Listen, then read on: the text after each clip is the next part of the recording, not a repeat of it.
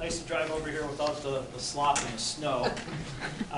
Larry asked me to say a few things first before I get into the introductions.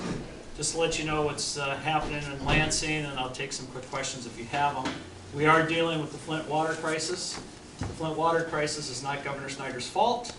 It's not the legislators' fault. It's the adults' fault in Flint, and we're having to deal with it. We have sent $89 million to Flint to date.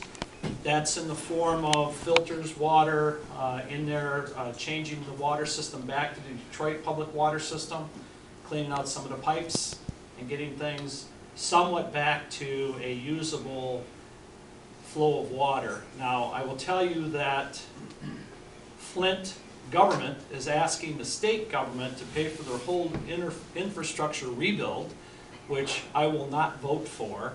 They were told to replace those pipes 30 years ago, or at least put a plan in place to start replacing their pipes.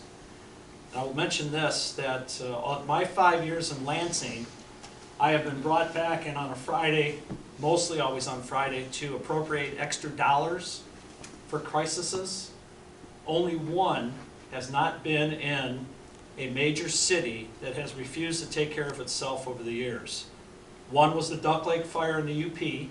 That was the only one that wasn't in Flint, Saginaw, Benton Harbor, Pontiac, Detroit, and the cities like that. These people have to stand up and take care of themselves. The sad thing is, when a young child gets up in the middle of the night to get a drink of water, they should have safe, clean drinking water. Other crisis we're dealing with right now is the tragedy that happened in Kalamazoo this weekend. So that took a big chunk of my Friday to balance that out. Also, we have a real terrible report of a VA clinic hospital in Grand Rapids, which has a very bad reputation of taking care of our vets, and I find that to be very atrocious. So we're dealing with that issue.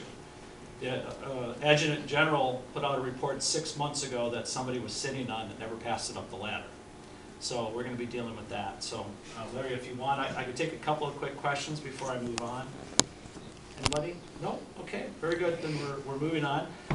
It does bring me great pleasure today to inform you that I'm term limited, and some of you won't have to vote for me again, at least in that position.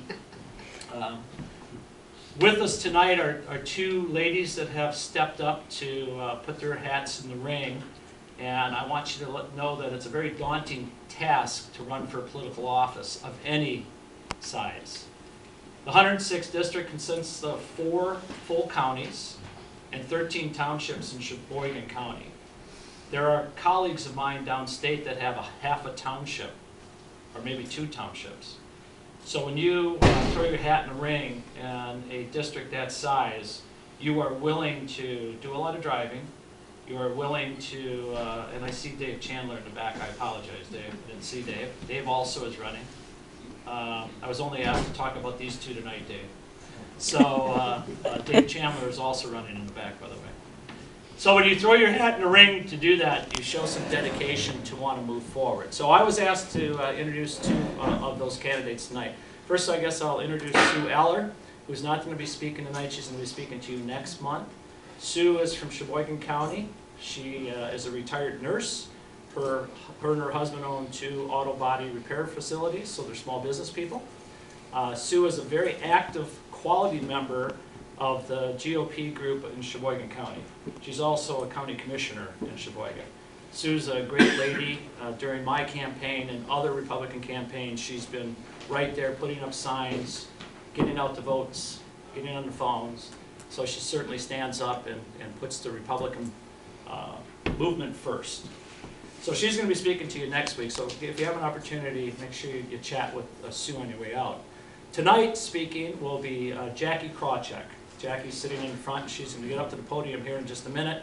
Jackie, born and raised in Alpena, big Alpena family. Jackie is CEO of Alpena Chamber of Commerce. She is the 2nd woman to hold that position. My wife was the first.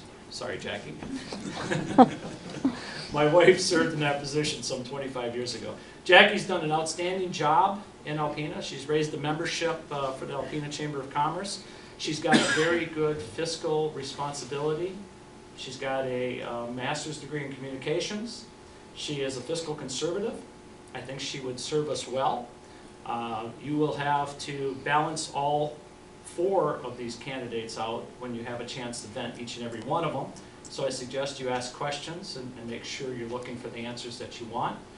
I think Jackie would do a good job. Her drive for the Alpena Chamber and how she has grown the Alpena Chamber and how she has brought the business community together and increased employment in Alpena is something to be very proud of. Alpena's unemployment rate is below the state standards now, state average right now. So they're doing very, very well. So without further ado, Larry, I guess we'll have Jackie come up.